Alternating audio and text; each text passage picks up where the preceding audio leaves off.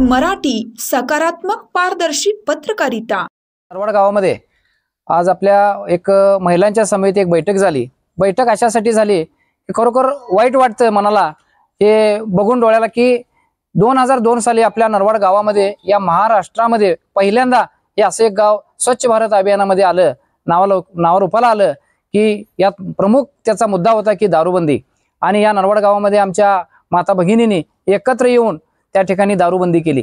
दारूबंदी केलेली असताना काही काळ आमच्या गावात दारूची लायसन्सची दुकानं बंद झाली आणि आता या 7-8 वर्षामध्ये अशी परिस्थिती निर्माण झालेली आहे की प्रत्येक टपरीमध्ये, पान टपरीमध्ये या ठिकाणी दारू विकली जाते।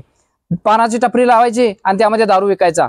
आणि ह्या कारणानं आमच्या गावातील जे 25, 30, 35, 40 वर्षातला जो तरुण आहे ते तरुण खरोखर यामध्ये व्यसनाधीन झालेला आहे। आणि ते व्यसनाधीन झालेला असताना त्याच्या संपूर्ण त्या कुटुंबावरती त्याचा परिणाम झालेला आहे, त्या गावावरती त्याचा परिणाम झालेला आहे। प्रत्येक गावावरती चांगल्या पर्यटन स्थळ असू देत, चांगले आपले मंदिर असू देत, या ठिकाणी त्या बाटल्याचा खच थांबलेला आहे।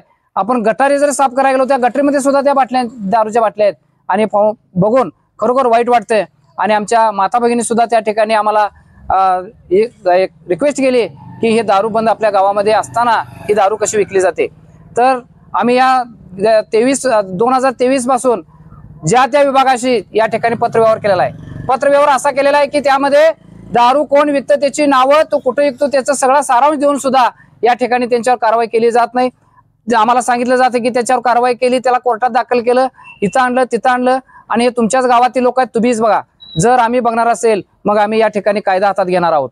तुम्ही त्यावर काय केला हे आम्हाला पाहायला पाहिजे, कारण कायद्यानं दारूबंदी कायदा जर आमच्या गावात लागू असेल आणि जर ते दारू चोरी निघत असल्याने तुम्ही जर आम्हाला सांगत असाल की तुमच्यातील लोक आहेत आणि तुम्हीच बघा, तर मी या ठिकाणी एक इशारा देतोय, येणाऱ्या 8 दिवसामध्ये जे दारू विकतात ते तुम्हाला आम्ही नावं दिलेले आहेत, संबंधित विभागाला नावं कळवले आहेत, ते कुठे विकतो ते कळवलेलं आहे।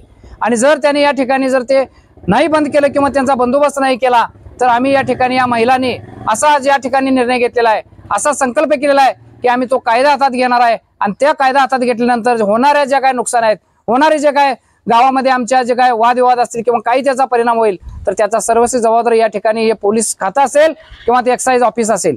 तर मी या ठिकाणी आज एवढ्या अंतकरणाने एवढ्या दुःखद या बातमीनं का सांगतोय, कारण आज खरोखर आमचा जो तरुण वर्ग आहे तो व्यसनाधीन झालेला आहे।